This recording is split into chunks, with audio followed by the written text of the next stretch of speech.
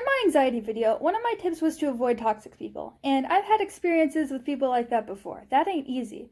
And so in this video, I'm going to be sharing my experiences, how I met the person, how I left them, and what happens afterwards. It all started in 6th grade, and at the time I didn't have any friends, so anyone I met, they just became an automatic friend. It didn't matter how they acted, their personality, just automatic friendship. It started off pretty well.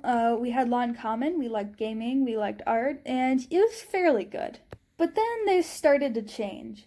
I noticed that they were a little more aggressive, with other people, with me. They started doing this thing where they'd roast people, and, it's like in gaming, when someone loses, you insult them and call them trash, but sometimes she took it a little bit too far.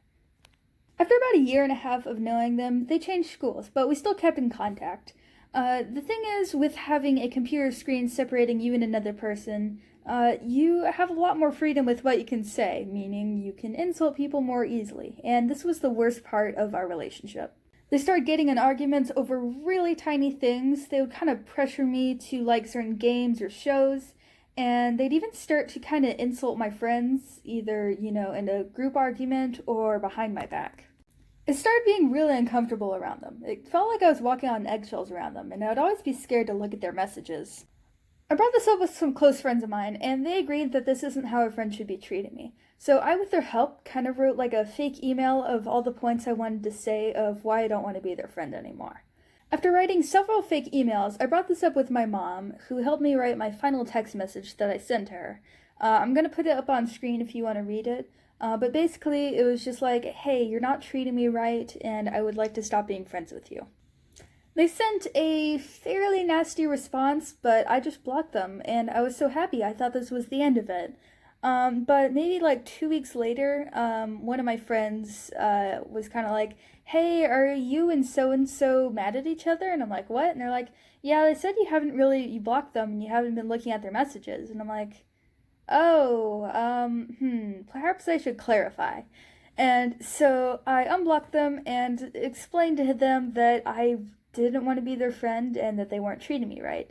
And they kind of were like, oh, I'm sorry, I didn't really realize I was acting this way. Let's try to work to make things better.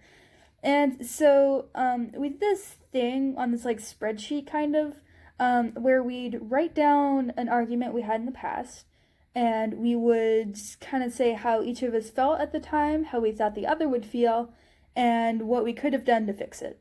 I didn't really want to be in this relationship anymore, but I decided, I'll give it one more chance. But they fell straight back into their old self. They got in this argument with me and my friends, and it was over the tiniest little thing. But instead of, just arguing normally, she started kind of throwing in some curse words, and she instead left us. She just said, you guys are too dumb for my time, and just left the servers. She didn't block me, but she left all the servers I was in, and we didn't talk to her ever since.